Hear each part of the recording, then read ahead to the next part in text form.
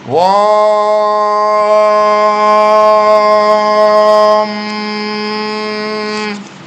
கணானாம் த்வா கணபதிஹும் ஹவாமஹே கவிம் கவீனாம் உபமஸ்ரவஸ்தமம் ஜேஷ்டராஜம் பிரம்மணாம் பிரம்மணஸ்பத ஆனஸ்ருண்வன்னோதிபிः சீதசாதனம். ஓம் ஸ்ரீ மகாகணபதயே நமः. நிர்விக்னம் குரு மே தேவா மம கார்யேஷு சர்வதா. இன்னைக்கு வெள்ளிக்கிழமை ஸ்ரீ காமாட்சி ஸ்தோத்திரத்தில் இருக்கக்கூடிய ஸ்தோத்திரத்தில் ஒரு பாட்டை நம்ம தியானமாக எடுத்துக்கிறோம்.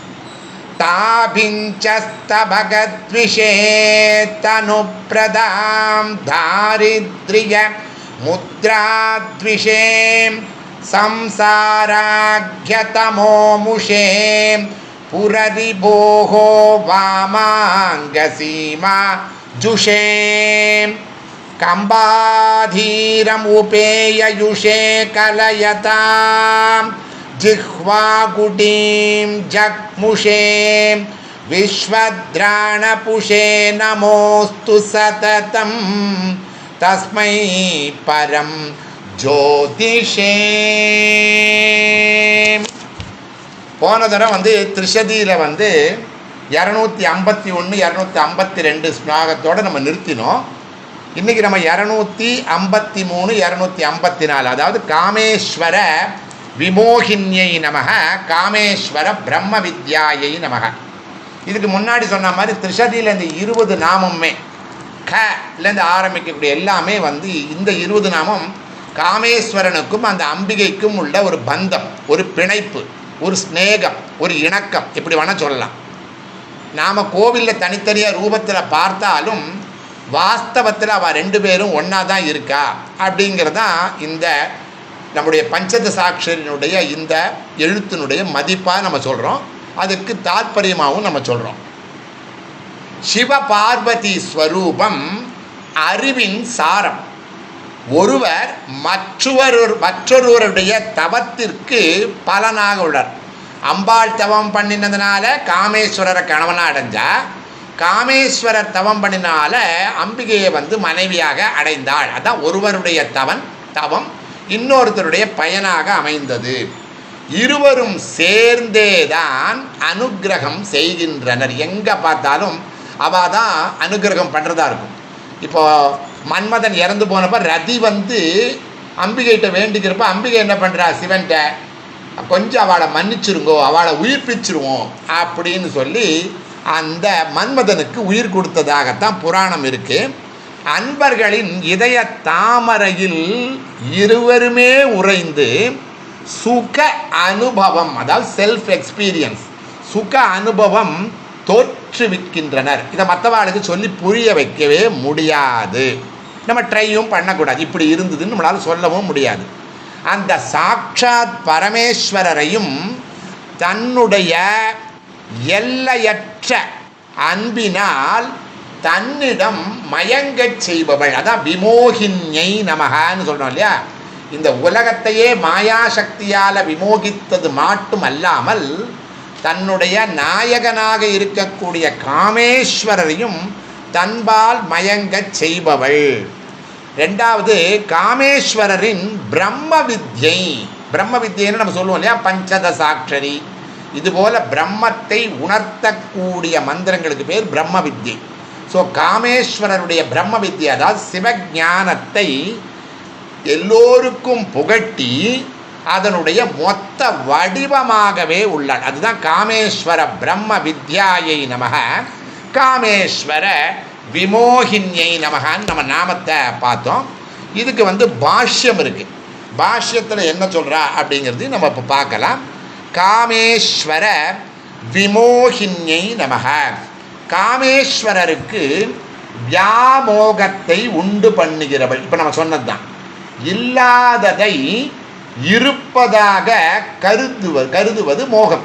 நம்மெல்லாம் மோகத்தில் உட்பட்டிருக்கோம். அப்படின்னா என்னென்னா, எது உண்மையோ அதை தெரிஞ்சுக்காம எது உண்மை இல்லையோ அதை உண்மைன்னு நினச்சிட்டு இருக்கோம். அதுதான் மோகம். உண்மையில் பரமாத்மாவும் அந்த பராசக்தி அன்னை பராசக்தியும் ஒரே ரூபத்தில் ஒன்றே இருந்தாலும் தன்னை வேறாக இருப்பது போல ஜீவர்களுக்கு காட்டி நாங்கள் பதி பத்னி என்ற இருவர்கள் என்று நாம் நம்பும்படி ஒரு வியாமோகத்தை பரமாத்மாவிடம் பராசக்தி உண்டு பண்ணுகிறார் என்பது ஒரு அர்த்தமாக நம்ம இந்த இடத்துல எடுத்துக்கலாம். விமோகினியைக்கு விவரணம் ரெண்டாவது எடுத்துட்டோம்னா, ஒரு விஷயத்தில் மனமானது ஆழ்ந்து சென்று விட்டால், நம்ம வாழ்க்கையில் பார்ப்போம், ஒரு மனசு நம்ம ஒன்றில் போயிடுதுன்னு வச்சுக்கோங்க, அப்பொழுது அவனுக்கு வேறு ஒன்றும் தோன்றாமல் இருப்பதை உலகில் பார்க்கிறோம். ஏதோ ஒன்றை பற்றி நம்ம சிந்திச்சுட்டு இருக்கோம்னா அந்த ஒன்று முடிகிற வரைக்கும் நம்ம இன்னொன்று என்ன முக்கியமாக இருந்தாலும் நம்ம மனசில் அது பதியவே பதியாது. இது நம்மளுடைய யதார்த்தமாக பார்க்குறோம். பரமேஸ்வரன் தன் ஸ்வரூபமாயிருக்கக்கூடிய அந்த அன்னை பராசக்தியின் பரம ஆனந்தத்தை நேரிலேயே அறிந்து அதிலேயே ஆழ்ந்து வேறு ஒன்றும் தெரியாமல் ஒரு அசையாத தூண் போல சலனமற்ற தன்மையில் இருக்கிறார் என்பதுதான் இதனுடைய அர்த்தம். நம்ம சொல்கிறோம் இல்லையா, பராசக்தி இயக்கம், இப்போ சிவன் அசைய மாட்டார் அப்படின்னு சொல்கிறோம் இல்லையா. வேறொன்றும் தெரியவில்லை என்ற காரணத்தால் இதை வியாமோகம், அம்பாள் விமோகிச்சிருக்கா அப்படின்னா என்னென்னா அந்த அளவுக்கு ஈடுபாடு அம்பிகையோடு அவருக்கு ஏற்பட்டு விட்டது என்ற உபசாரமான வார்த்தைகள் இங்கே கூறப்படுகிறது. பரமேஸ்வரனுக்கு தன்னுடைய ஸ்வரூபானந்தத்தை காட்டி வேறொன்றும் தெரிய ஒட்டாதபடி, இப்போ நாமளை மாயை வந்துடுச்சுன்னா நமக்கு ஒன்றுமே தெரிய மாட்டேங்குது. இறைவன் நமக்கு தெரியறது, இருந்தாலும் அது நம்மளால் அறிய முடியறதா?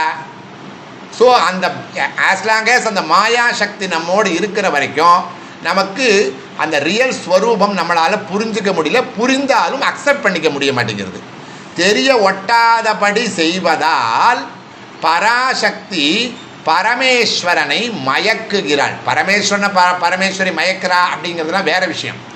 அந்த விமோகினியை நமக்காக சொல்லப்பட்ட வார்த்தைகள் தான் அங்கு உபசாரமாக சொல்வது என்னென்னா, காமேஸ்வரர் காமேஸ்வரியோடு இணக்கமாக இருப்பதால் அவர் ஒன்றும் தெரியாத மாதிரி அவர் அசையாமல் இருக்கிறார் அப்படிங்கிற அர்த்தத்தை அங்கே கொண்டு வர என்ற உபசார வார்த்தைகள் இங்கே கூறப்பட்டிருக்கிறது. காமேஸ்வர பிரம்ம வித்யா என்கிற அடுத்த நாமத்துக்கு மகா வாக்கியங்கள் நம்ம கேள்விப்பட்டிருக்கோம் இல்லையா. 4 வேதங்கள்லையும் 4 விதமான வாக்கியத்தை மகா வாக்கியம் சொல்லுவோம் இல்லையா. அகம் பிரம்மாஸ்மி சொல்லுவோம் இல்லையா, தத்துவமசி, இந்த மாதிரிலாம் சொல்கிறோமே. அந்த மகா வாக்கியங்களின் கருத்தை சாட்சாத்காரம் பண்ணுவதற்கு உபனிஷத்தினுடைய முக்கியமான இதே என்ன, இந்த மகா வாக்கியத்தை விளக்கி சொல்வது தான். வழியை காட்டும் வித்யைக்கு பிரம்ம வித்யை, அதாவது எது நம்மளுடைய ஞான பாதையில் நம்மளை கூட்டிட்டு போகுமோ அந்த வித்யைக்கு பேர் தான் பிரம்ம வித்யை. அப்போ பஞ்சத சாட்சரி அப்படிங்கிறதும் நமக்கு சிவஞானத்தை போதிக்கக்கூடியது தான். மகா வாக்கியங்கள் யாரை விளக்குகின்றனவோ அவரே காமேஸ்வர். இது நம்ம ரிவர்ஸில் சொல்கிறது. முதல்ல பிரம்ம வித்யா காமேஸ்வரரை விளக்கும்னு சொல்கிறோம். யாரை விளக்குகின்றனவோ அவர்தான் காமேஸ்வரர். அவரை சாட்சாத்காரம் செய்ய வழியாக இருக்கும் அந்த பிரம்ம வித்யை என்ற மகா மந்திரம் வேற யாரும் கிடையாது, அந்த பராசக்தி ரூபமே தான். அதனால தானே சொல்லுவார், பஞ்சத சாட்சரி உபதேசம் இருந்தால் மறுபிறவி என்பது கிடையாது அப்படின்னு நம்ம முன்னோர்கள் சொல்கிறத நம்ம கேள்விப்பட்டிருக்கோம். ஸோ பஞ்சத சாட்சரி அப்படி இருந்தால் எல்லாருக்குமே பிறவி இல்லாமல் போயிடுமா அப்படின்னா, இன்னொரு மாதிரி சொல்லணும்னா யாருக்கெல்லாம் வேற பிறவி கிடையாதோ அவளால் தான் பஞ்சத சாட்சரி என்று சொல்லக்கூடிய பிரம்ம வித்யை கற்றுக்க முடியும் அப்படின்னு நம்ம சொல்லலாம். இப்படியும் சொல்லலாம், அப்படியும் நாம் சொல்லலாம். இப்போது மூலாதார சக்கரம், நமக்கு 6 விதமான சக்கரம் இருக்குது. மூலாதார சக்கரத்தில் அந்த சிவசக்தி ஐக்கிய ரூபத்தை தியானம் செய்து அவர்களை ஒருமித்து வைத்து வழிபடுதல், அதுதான் ஞான மார்க்கம்ங்கிறது. முதல்ல தனித்தனியாக நம்ம வழிபடுவோம், அதுக்கப்புறமா ஒருமித்து அவர்கள் இருவரும் ஒன்றுதான் அர்த்தநாரீஸ்வர தத்துவத்தை புரிஞ்சுனதுக்கப்புறம் அவர்களை ஒருமித்து எங்கே வச்சு பண்ணணும்? மூலாதார சக்கரத்தில் வழிபடுதல். பிரம்மாஸ்திரத்திலும் பிரம்ம யந்திரத்திலும் வச்சு, பிரம்ம யந்திரம்னா மேலே நம்ம தலையில் இருக்கக்கூடிய உச்சி இருக்குது பாருங்க, அதுலேயும் துரியம் அப்படின்னு சொல்லுவோம், அந்த இடத்துலையும் வச்சு அம்பிகையினுடைய அவர் 2 பேரும் லாஸ்யம் தாண்டவம் செய்வது போன்ற ஒரு அமைப்பில் நின்று நம்ம வழிபடலாம். எப்படி வழிபட்டாலும் அந்த ஒருமித்து இருக்கா அப்படிங்கிறத நினச்சி தான் வழிபடணுமே தவிர, மந்திரங்கள் என்னவானா இருக்கலாம், நம்ம சொல்கிறது லலிதா சஹஸ்ரநாமாவே இருக்கலாம், நம்ம சொல்கிறது சிவகவச்சமாகவே இருக்கலாம், ஆனால் நம்முடைய மனதினுடைய வழிபாடு இருவருமே ஒன்று தான் அப்படிங்கிறத நினச்சிக்கணும். ஸ்ரீசக்கரம்னு இருக்கே, அம்பிகையினுடைய ஸ்ரீசக்கர கோட்டையும் பாடே, சதுர்பிகி ஸ்ரீகண்டைகி சிவயுவதிபிகி பஞ்சபிரபிகி பிரபின்னாபிகின்னு சொல்கிறோமே, அந்த ஸ்ரீசக்கரத்தினுடைய பிந்துனா நடுவில் ஒரு புள்ளி இருக்கும், அதோட சேர்த்து தான் 44 முக்கோணங்கள்னு சொல்லி ஆதிசங்கரர் சொல்லியிருக்கார். அந்த பிந்துவில் யார் இருக்கா? இந்த சிவபார்வதியினுடைய ஐக்கியம். ஏன்னா இப்போ நம்ம எடுத்துட்டு இருக்கிற நாமம் என்ன மாதிரி நாமம்? காமேஸ்வர விமோகின்யை நமக, காமேஸ்வர பிரம்ம வித்யாயை நமக. ஸோ அந்த ஸ்ரீசக்கரத்தில் உள்ள 44வது கோணமாக இருக்கக்கூடிய பிந்துவிலும் சிவசக்தி ஐக்கியமாகவே இருப்பதாக நினைத்து நாம் அனுபவிக்க வேண்டும், அதாவது நம்ம நினைத்து வழிபட வேண்டும் இல்லையா? இப்போது காளிதாசர் என்ன சொல்கிறாருன்னா, அவருடைய இலக்கியத்தில் ஒருவரை பற்றிய உண்மை மற்றவரது உண்மையாகிறது, ஒருவருடைய தபம் மற்றவருடைய பலனாருதுன்னு சொன்னோம் இல்லையா? அதே மாதிரி காளிதாசர் என்ன சொல்கிறாருன்னா, ஒருவரை பற்றி ஒரு உண்மையை நம்ம தெரிஞ்சுட்டோம்னா அந்த உண்மை அவரோட மட்டும் நிற்கிறது கிடையாது. காமேஸ்வரரை பற்றி தெரிஞ்சால் அது காமேஸ்வரியுடைய உண்மையாக பரவி நிற்கிறது, மற்றவருடைய உண்மையாக இங்கு பரவி நிற்கிறது. திருமந்திரத்தில் ஒரு மந்திரம் நல்ல அழகாக ஒரு ஸ்லோகம் சொல்கிறார். உகந்து நின்றே படைத்தான் உலகு 7 உகந்து நின்றே படைத்தான், பல ஊழி உகந்து நின்றே படைத்தான், 5 பூதம் உகந்து நின்றே உயிர் ஊன் படைத்தானே. இந்த படைத்தல் தொழிலை யார் செய்கிறா? இந்த சிவசக்தி ஐக்கிய ரூபமாக தான் இருந்து அவ செய்கிறா. அப்படிங்கிறதுக்கு தான் உகந்து நின்றே படைத்தான் உலகு 7 உகந்து நின்றே படைத்தான், பல ஊழி உகந்து நின்றே படைத்தான், 5 பூதம் உகந்து நின்றே உயிர் ஊன் படைத்தானே. இந்த தேவி ஸ்தோத்திரம் அப்படிங்கிறதுல ரொம்ப அழகான ஒரு இலக்கியம் இந்த இடத்துல சொல்கிறா. இதே மாதிரி சிவசக்தி ஐக்கிய ரூபத்தை அதை நம்ம பார்ப்போம். 16 தள தாமரை போன்ற விசுத்தி சக்கரம். நம்ம இப்போ முதல்ல மூலாதாரத்தை பார்த்தோம். விசுத்தி சக்கரம்ங்கிறது இந்த தொண்டைக்கு கீழே இருக்கிறது. 16 தள தாமரை போன்ற விசுத்தி சக்கரம் சுஷும்னா நாடியில் ஹிருதய பிரதேசத்திற்கு சமீபத்தில் உள்ளது. அது ஆகாச தத்துவத்தினுடைய உற்பத்தி ஸ்தானமாக கூறப்படுகிறது. அதனால் அதை ஹார்தாகாசம் அல்லது தகராகாசம், என்ன அம்பாளுக்கு பேர் இருக்கே, தகராகாச ரூபிண்யை நமஹ. நம்முடைய ரியல் அந்த இதயத்துக்கு கொஞ்சம் சைடில் இருக்கக்கூடிய பேர் தகராகாசம்னு சொல்லுவாள். அதை பற்றி நம்ம ரொம்ப விளக்கி நம்ம சொல்லியிருக்கோம் அந்த நாமம் வந்தப்போ. சாந்தோக்கிய உபனிஷத்தில் தகராகாசத்தில் அடங்கியிருக்கும் வஸ்துவை தேட வேண்டும் என்று சொல்லப்படுகிறது. 8.1 இதனுடைய அர்த்தம் நமக்கு சொல்லியிருக்கு. நம்ம ஏற்கனவே சொன்னதுனால திரும்பவும் இங்கே நம்ம சொல்லலை.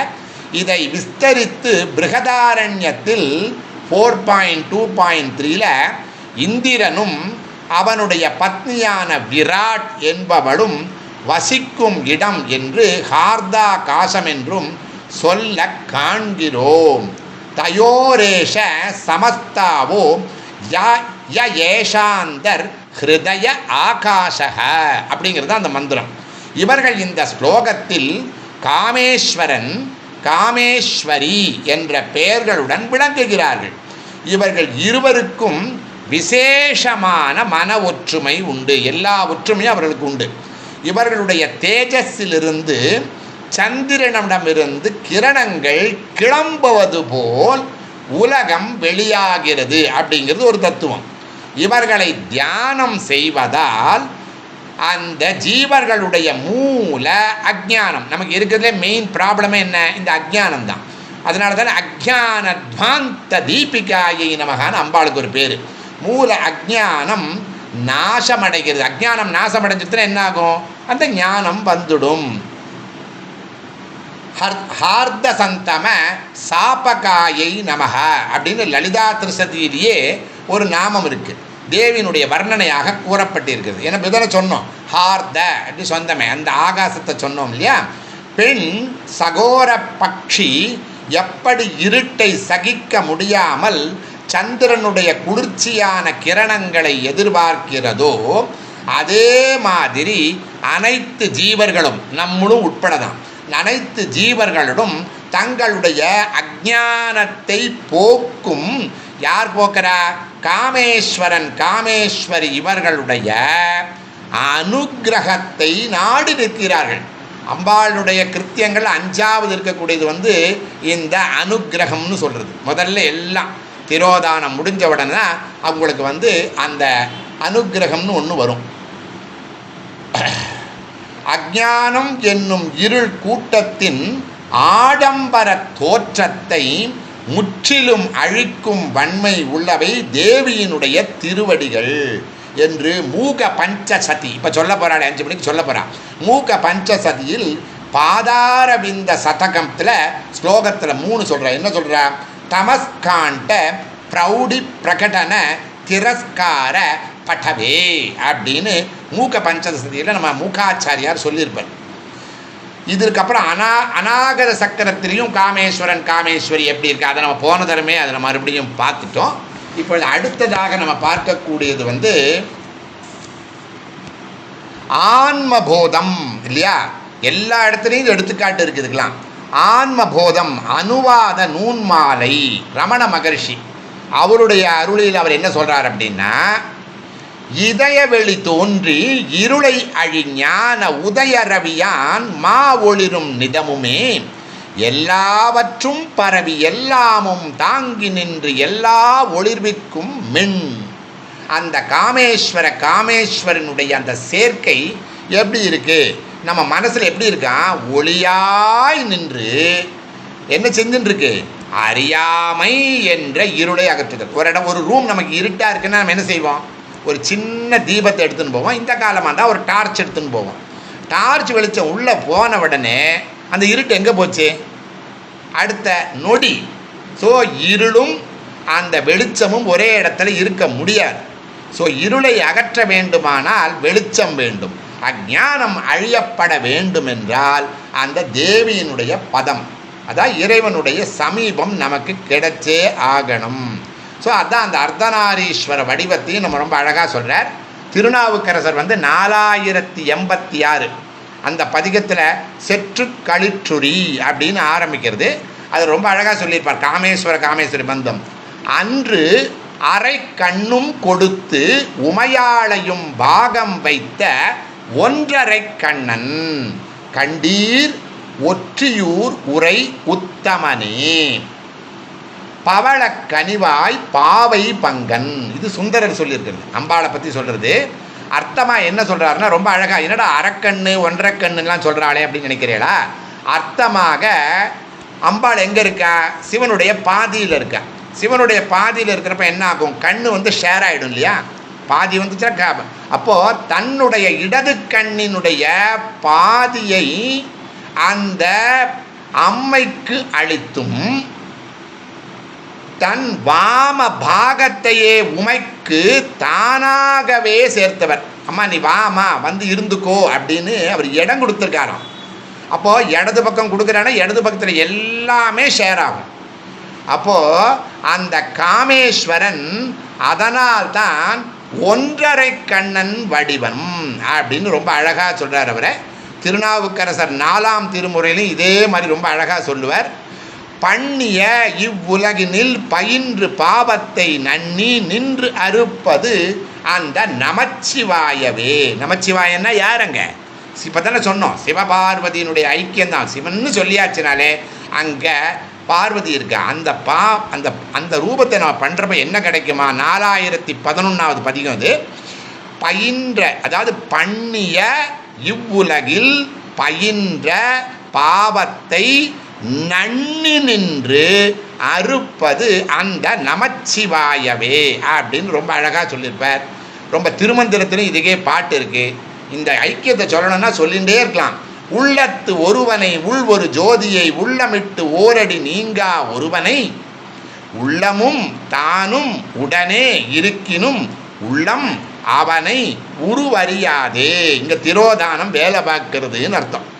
எல்லாம் சேர்ந்துருக்கு, நம்ம கேள்விப்படுறோம், படிக்கிறோம், நிறைய பேர் சொல்கிறத கேட்குறோம். இருந்தாலும் உள்ளத்து ஒருவனை உரு ஜோதியை உள்ளம் விட்டு ஓரடி நீங்கா ஒருவனை. உங்களுக்கு ரொம்ப யார் சமீபமாக இருக்கா அப்படின்னா இறைவன் தான் ரொம்ப சமீபமாக இருக்கலாம். பக்கத்திலே இருக்கக்கூடியவா கூட உங்களுக்கு பக்கத்தில் கிடையாது. உங்கள் பக்கத்திலே எது இருக்குது? உங்களுடைய அந்த தகராகாசம் தான் இருக்குது. அப்போது உள்ளம் விட்டு ஓரடி நீங்கா ஒருவனை உள்ளமும் தானும் உடனே இருக்கணும், கூட தான் இருக்கு. உள்ளம் அவனை உருவறியாதே, புரிய மாட்டேங்கிறதே அப்படிங்கிறார். ஸோ இந்த தேவி ஸ்தோத்திரத்தை திரும்பவும் இதற்கு ஒரு அருமையான ஒரு அர்த்தம் இருக்குங்க. அதையும் நம்ம பார்த்துடலாம். சௌந்தரிய லகரியில் இருக்கக்கூடிய 41வது ஸ்லோகம் தபாதாரே அப்படிங்கிறது. ஒரே நிமிஷம், 41 நான் எடுத்துக்கிறேன். சௌந்தரிய லகரியில் இருக்கக்கூடிய 41 யாராவது உங்கள் கையில் இருந்தாலும் நீங்கள் அதை எடுத்துக்கலாம்.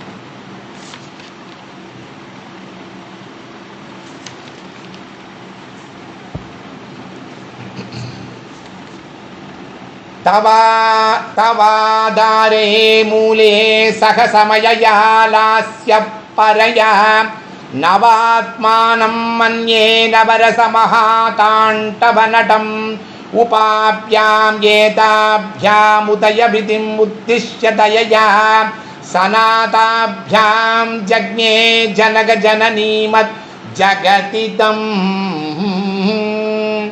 அம்மா தாயே, உன்னுடைய மூலாதார சக்கரத்தில் 9 ரசங்களோடு கூடிய மகா தாண்டவத்தை செய்யும் அந்த சிவபெருமானை நிருத்தியம் செய்வதில் ஈடுபட்ட சமயா என்ற தேவியுடன் நான் தியானம் செய்கிறேன். சொல்றவர் ஆதிசங்கரன்.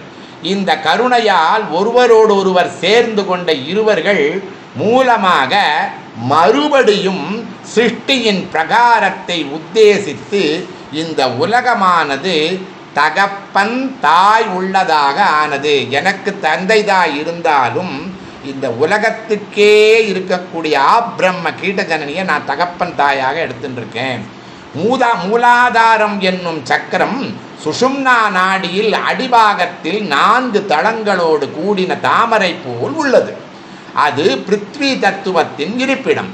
அங்கு இருந்து கொண்டு சிவனும் சக்தியும் நர்த்தனம் செய்வதாக சொல்லப்படுகிறது. நம்ம என்ன எடுத்தோம் ஸ்லோகம்? காமேஸ்வர விமோகின்யை நமக, காமேஸ்வர பிரம்ம வித்யாயை நமக. ஸோ அவர்கள் இருவரும் சேர்ந்து நர்த்தனம் செய்கிறார்கள். சிவனுடைய நர்த்தனத்திற்கு தாண்டவம், சக்தியினுடைய நிருத்தியத்துக்கு லாஸ்யம் என்றும் பெயர் கொடுத்துள்ளனர். அவருடைய நர்த்தனம் சிருங்காரம் முதலிய நவரசங்களையும் பிரகாசப்படுத்தக்கூடியதாக இருக்கிறது. அதனால தான் சிருஷ்டி சம்பவிக்கிறது. அந்த நர்த்தனத்திலிருந்து ருத்ரனால் சாம்பலாக்கப்பட்ட இந்த ஜகத்தானது மறுபடியும் சிருஷ்டியாகிறது. ஆகவே மூலாதாரத்தில் விளங்கும் சிவனும் சக்தியும் நர்த்தனத்தின் மூலம் உலகை என்ன செய்கிறாவா? ரினியூ பண்ணுறா, புனர் சிருஷ்டி செய்து ஜகத்திற்கு தகப்பன் தாய் போன்றவர்களாக இருக்கிறார்கள். இருவருக்குமே இருப்பிடம் மூலாதாரம், நர்த்தனம் இருவருக்குமே பொதுவான அவஸ்தை, உலக சிருஷ்டி இருவருக்குமே பொதுவான காரியம், இரத்தவர்ணம் இருவருக்குமே பொதுவான ரூபம். சிவனுக்கு தடித்வான் என்றும் அம்பிகைக்கு தடித்வதி என்றும் பெயர். இதில் தடித் என்பது இருவருக்கும் பொதுவான நாமம். அதிஷ்டானம், அவஸ்தை, அனுஷ்டானம், ரூபம், நாமம் என்று 5 வித சாமியங்கள் இந்த இருவருக்குமே உண்டு. இருவர்னு யாரே? காமேஸ்வர காமேஸ்வரி. சிவனுக்கும் சக்திக்கும் உள்ள சமப்பிரதானம் சேஷசேஷி பாவம். இதை நம்ம முதலே சொல்லியிருக்கோம். அப்படின்னா என்ன அப்படிங்கிறதையும் நம்ம சொல்லியிருக்கோம். ஸோ 6 ஸ்லோகங்களையும் நம்ம என்ன சொல்கிறோம்னா, ஆக்ஞா சக்கரத்திலிருந்து மூலாதாரம் வரைக்கும் தேவியை நம்ம உபாசனை பண்ணுறோம். தேவியை உபாசனை பண்ணுறோம் அப்படின்னாலே அங்கே சிவனுடைய ஐக்கியம் அங்கே இருக்கிறது. பிரம்ம ஞானாவளி மாலா அப்படின்னு ஒரு மாலா இருக்கு. அதில் 21வது பாட்டு என்ன சொல்கிறான்னா, ரொம்ப அருமையான பாட்டு. பிரம்ம ஞானாவளி அப்படிங்கிற அது அந்தர்ஜோதிர் பகிர்ஜோதிஹி பிரத்யக்ஜோதிஹி பராத் பரஹ ஜோதிர் ஜோதிஹி ஸ்வயம் ஜோதிர் ஆத்மஜோதி சிவ அஸ்மி அகம். ரொம்ப அருமையாக இருக்கும் பாருங்க, எத்தனை ஜோதி வருது பாருங்க. அந்தர்ஜோதிர் பகிர்ஜோதிஹி பிரத்யக்ஜோதிஹி பராத் பரஹ ஜோதிர் ஜோதிஹி ஸ்வயம் ஜோதிர் ஆத்மஜோதிஹி சிவ அஸ்மி அகம். இந்த சிவசக்தி தத்துவத்தை உணர்ந்ததால் என்ன பிரயோஜனம்? உள்ளே நமக்குள்ளே வெளியே பிரகாசஸ்வரூபமாகவும் அனைத்தினும் உள்ளே சுடர்விடும் ஜோதி ஸ்வரூபமாகவும் சூரியன் போன்றவைகட்டும் பிரகாசம் தரும் அந்த ஜோதி ஸ்வரூபமாகவே தானே பிரகாசிப்பன். யாரா பிரகாசிக்க வைக்கணுமா அப்படின்னா கிடையாது. தானே பிரகாசிப்பவனாகவும் ஆத்ம ஜோதியாகவும் சிவஸ்வரூபத்தையும் நான் எனக்குள்ளே உணர்ந்து அதனை பூரணமாக தியானிக்கிறேன். எது நம்முடைய அல்டிமேட்டமோ அதை ரொம்ப அழகாக சொல்கிறார். இந்த எல்லா இடத்துலையும் ஜோதியாக இருக்கக்கூடிய அந்த சிவசக்தி ஐக்கிய ரூபத்தை நான் உணர்ந்து என்னுடைய உள்ளத்தில் யஜாமகே அப்படின்னு சொல்லுவா இல்லையா, நான் அதை தியானிக்கிறேன், உணர்கிறேன். அந்த உணர்வு வந்துடுத்து அப்படின்னா அப்புறம் எதுவுமே நமக்கு தேவையே இருக்காது. அதை உணரும் வரைந்தான் இந்த மாதிரி நாம் பல கிரந்தங்களை படிக்கணும், அதனுடைய அர்த்தம் புரிஞ்சுக்கணும், இந்த மாதிரி ஸ்பீச்சஸ் எல்லாம் கேட்குறது. ஒன்ஸ் அதை நம்ம அந்த ரேஞ்சுக்கு நம்ம போயிட்டோம் அப்படின்னா எதுவுமே தன்னோட அப்புறம் ஏகாந்தமாக இருக்கக்கூடிய அந்த நிலை தான் இருக்குது. ஸோ சுந்தரரும் இந்த 7091 சொல்லியிருக்கார், ஒற்றியூரும் அறவும் பிறையும் பற்றியூரும் பவளச்சடையான் ஒற்றியூர் மேல் ஊரன் உரைத்த கற்றுப்பாட என்னாகுமா கழியும் நம் வினையே. நிறைய பண்ணிட்டேனே, நான் என்ன பண்ணுறது, எப்படி இதுலேருந்து வெளியில் வருவேன்னு பயப்படாதீங்க. ஒரு ரூம் நிறைய பஞ்சு இருந்தாலும் ஒரே ஒரு சின்ன பொறி இருந்தால் போகிறோம், அந்த பஞ்சு பூரா எரிஞ்சு போயிடுங்கிறதுனால தான் ரொம்ப அழகாக சொல்லியிருக்கார். இது நம்ம ஒற்றியூர், நம்ம திருவொற்றியூர்னு சென்னையில் இருக்கு இல்லையா, அங்கே உள்ளது. ஒற்றியூரும் அறவும் பிறையும் பற்றியூரும் பவளச்சடையான் ஒற்றியூர் மேல் ஊரன் உரைத்த கற்று பாட கழியும் நம் வினையே அப்படின்னு ரொம்ப அழகாக இருக்கு. உமாநாத், அம்பிகைக்கு சிவனுக்கு பேரே உமாநாத் என்று அழைக்கப்படும் அந்த பரம்பொருளுக்கு பால் பாகுபாடு இல்லை. நம்ம நினைக்கிற மாதிரி சக்தி வேற சிவன் வேற கிடையாது. ஏன்னா நம்ம பார்க்குற அந்த 20 நாமமே அந்த சிவசக்தி ஐக்கியம்தான். அதனால் அங்கே இந்த ஜெண்டரே கிடையாது.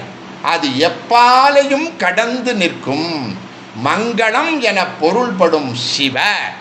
சிவ என்ற சொல் இருபாலிலும் வரும். வடமொழியில் அமைக்கப்படும். சிவன்னு சொல்லலாம், சிவான்னு சொல்லலாம்.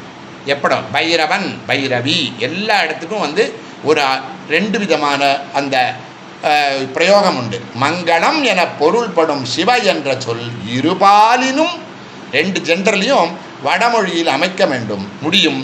சிவ என்றாலே அங்கே என்ன ஆறுது, சிவ சிவா என்ற இரு பொருளும் அங்கு வந்து விடுகிறது. இப்போ சிவன்னு சொல்கிறோம், அங்கேயே சிவா சிவசிவா அப்படின்னு நம்ம சொல்கிறது கேள்விப்பட்டிருப்போம். அந்த 2 பேரையும் அங்கே பார்க்கலாம் அப்படிங்கிறது தான். ஆகம் தோயணி கொன்றையாய் அனல் அங்கையாய் அமரர்க்கு அமரோ உமைபாகம் தோய் பகவா பலியேற்றுழல் பண்டரங்கா. திருஞான சம்பந்தனுடைய 3011வது பதிகத்தில் பாடப்பட்ட இதோடு நம்ம சிவபெருமான் அந்த அம்பிகையினுடைய ஐக்கியத்தை இந்த டிஸ்கஷனோட நிறுத்திக்கிறோம். இப்போ அந்யதா சரணம் நாஸ்தி त्वमेव शरणं मम तस्मात् कारुण्यभावेन रक्ष रक्ष महेश्वरीं रक्ष रक्ष महेश्वरीं रक्ष रक्ष महेश्वरीं हरि ओम्।